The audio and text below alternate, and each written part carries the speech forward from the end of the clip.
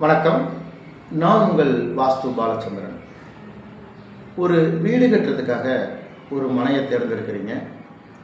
வாஸ்து முறைப்படி தேர்ந்தெடுத்தாச்சு. ஆனால் அது பக்கத்தில் ஒரு செல்போன் டவர் இருக்குது. இப்போ இந்த மனையை நம்ம தேர்ந்தெடுக்கலாமா வேணாமா அப்படின்னு பார்த்தீங்கன்னா, முதல்ல அந்த மனை, அந்த சைட்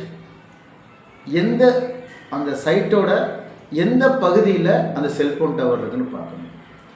அது தெற்கு பகுதி அல்லது மேற்கு பகுதியில் இருந்துச்சு அப்படின்னா எந்த பிரச்சனையும் இல்லை.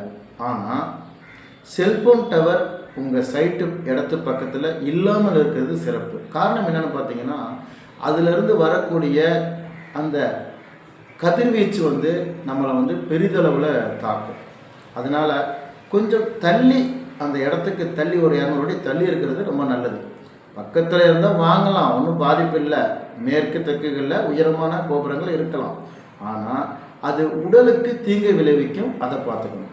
அதற்கடுத்து கிழக்கு பகுதியிலையும் வடக்கு பகுதியிலையும் செல்போன் டவர் இருந்தால் அந்த இடத்த வாங்கவே கூடாது. நன்றி. வாழ்க வளமுடன்.